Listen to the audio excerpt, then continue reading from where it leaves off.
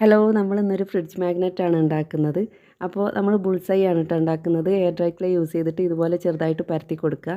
എന്നിട്ട് സൈഡിലുള്ള മുരിഞ്ഞ ഭാഗത്തിന് ഇതുപോലെ ഒന്ന് ചെയ്തിട്ട് നടുക്ക് ഒരു ബോളും വെച്ച് കൊടുക്കുക. പിന്നെ ബ്രെഡ് ഇതുപോലെ സ്ക്വയർ ആക്കി എടുത്തതിന് ശേഷം ഇങ്ങനെ ചെറിയ ചെറിയ ഡോട്ടുകൾ ഇട്ട് കൊടുക്കുക.